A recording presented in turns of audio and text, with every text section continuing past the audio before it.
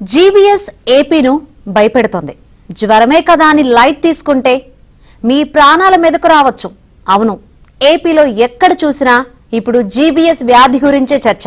అయితే ప్రభుత్వాలు, డాక్టర్లు డోంట్ వరీ అంటున్నారు. మరి పెరుగుతున్న కేసులు, మరణాలకు సమాధానమేంటి?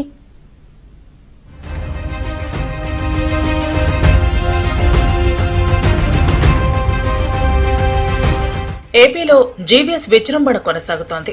మొన్నటి వరకు కేసులు నమోదు కాగా ఇప్పుడు నెమ్మదిగా మరణాలు పెరుగుతున్నాయి. ఇప్పటికే శ్రీకాకుళం జిల్లాలో 6 ఏళ్ల బాలుడు దీని బారిన పడి మరణించగా, నిన్న ప్రకాశం జిల్లాకు చెందిన 50 ఏళ్ల మహిళ ఈ వ్యాధితో గుంటూరు ప్రభుత్వాసుపత్రిలో ప్రాణాలు కోల్పోయారు. ఆరోగ్య శాఖ ఉన్నతాధికారులు రంగంలోకి దిగి కొన్ని చోట్ల ప్రత్యేక చికిత్సకు ఏర్పాట్లు చేశారు. ప్రస్తుతం ఏపీలో 59 కేసులు వెలుగులోకి వచ్చాయి. అందులో 14 మంది మాత్రమే చికిత్స పొందుతున్నారు. చికిత్స అనంతరం ఇంటికి వెళ్లిన వారిపై ఆరోగ్య శాఖ ప్రత్యేక నిఘా పెట్టింది.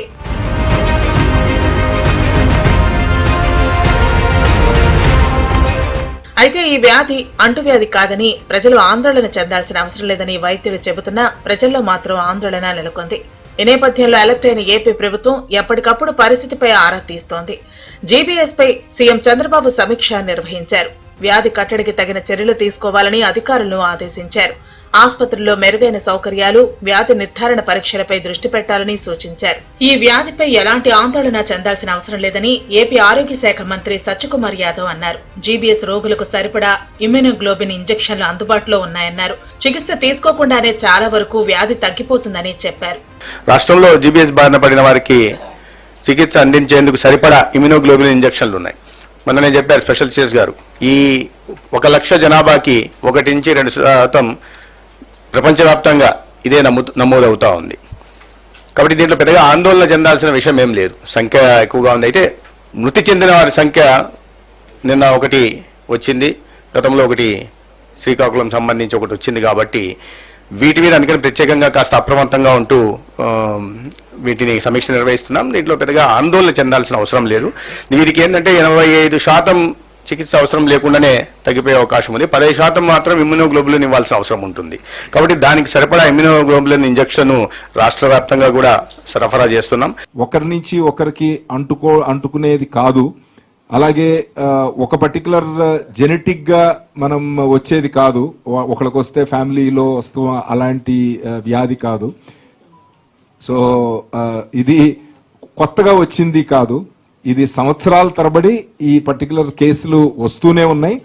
బట్ పూణేలో ఏదైతే కాన్సన్ట్రేట్ ఏరియాలో వచ్చిందో దాని వలన ఇప్పుడు ప్రజల్లో ఈ పర్టికులర్ వ్యాధి మీద అవగాహన పెరిగింది.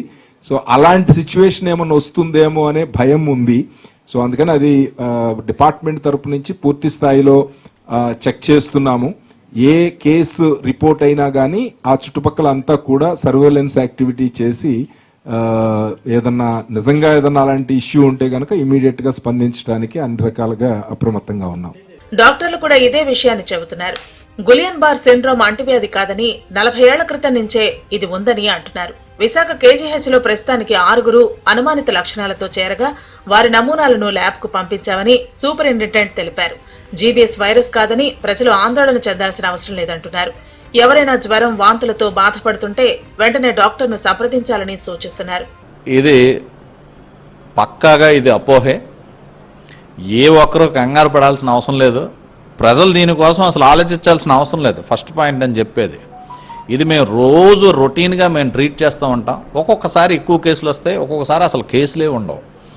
సో దీనికి అర్లీగా ఫీవర్ వచ్చిన తర్వాత, వాంతులు వచ్చిన తర్వాత ఎవరికన్నా వీక్నెస్ కానీ ఏమైనా అనిపిస్తే ఇమీడియట్గా డాక్టర్ని సంప్రదించాలి. అదొకటే. ఇది అంటువ్యాధి కాదు.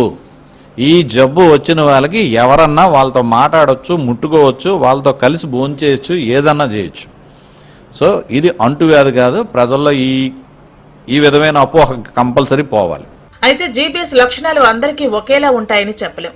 కొంతమందికి దగ్గు, జ్వరంతో పాటు వెంటనే కాళ్లు పట్టేయటం జరుగుతోంది. కొంతమందికి విరోచనాలతో లక్షణాలు ప్రారంభమవుతున్నాయి. ఏదైనా చివరికి నరాల మీద ప్రభావం చూపి శరీరంలోని నాడీ వ్యవస్థను దెబ్బతీస్తోంది. శ్వాస సంబంధిత సమస్యలు, నీరసం వస్తుంది.